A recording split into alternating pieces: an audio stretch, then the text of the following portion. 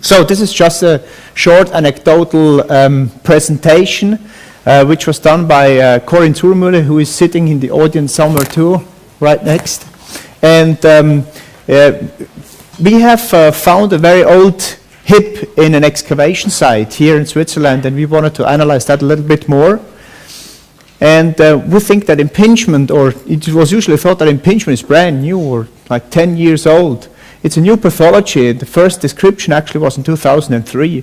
But if you go to the very old literature, then you can see that this cam-type morphology had been described already in the 18th century, like Poiret's fossa or iliac empreinte du fémur fossa of Allen.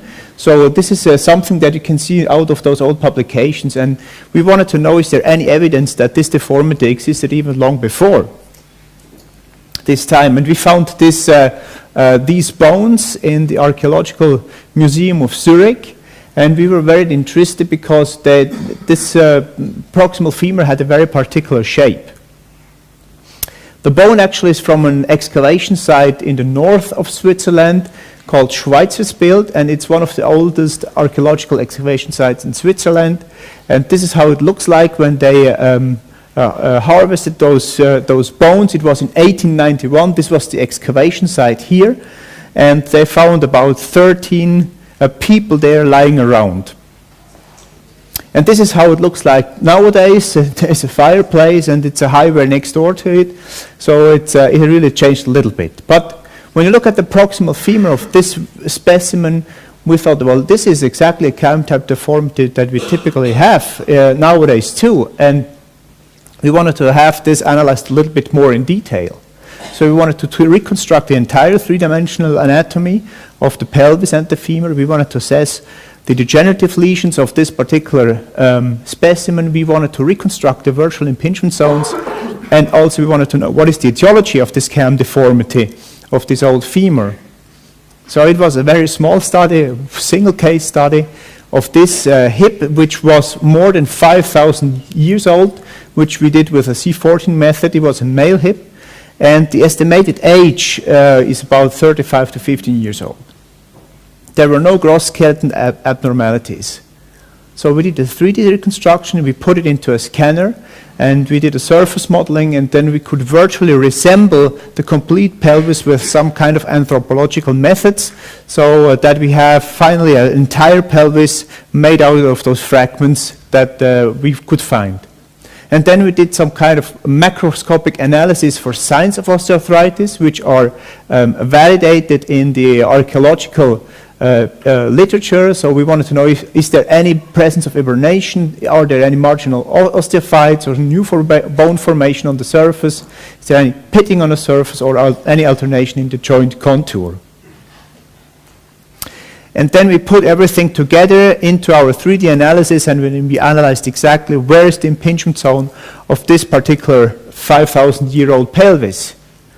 And we also put it into a scanner, did some radial reconstructions, and measured the epiphyseal angle, which gives you some information about the etiology, whether it is an extended epiphysis or a post-lip deformity. And this is the results regarding the 3D reconstruction. So what you can see in red is the original pelvis or parts of the pelvis that we have. And what you can see in white is what we can reconstruct with those methods. And this is how it looks like. So what we already saw was this cam-type extension. We saw this asphericity in the anterior superior area, and we saw also those lesions of corresponding lesions exactly where we typically have the impingement lesions too, in the anterior superior quadrant of the acetabulum. We also did an X-ray, and we found, interestingly, a herniation pit, which is exactly in the location of this asphericity, anterior superiorly. And we finally corresponded this to the three-dimensional impingement zones, which again do match very, very well with the found lesions here on the acetabular side and the herniation pit on the femoral side. If you go to the epiphyseal angle, then we found that this guy had an epiphyseal angle of 60 degrees, which was an indicator that we had an extended epiphysis which is the most commonly found pathology or etiology of cam-type deformity. So it was not a post-lip deformity, must have been an extended epiphysis in the anterior portion. There is, of course, some limitation of this small study. It's a historical single case, and but we have still some information that we can get out of this very old specimen. So it shows us first, there was 5,000 years ago, there was an idiopathic cam deformity already there.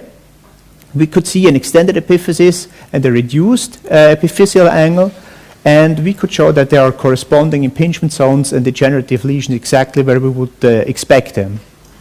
And I think that historical skeletal collections may show us another perspective of a so-called new or unknown disease, and they can help us to understand a little bit the etiology in more detail.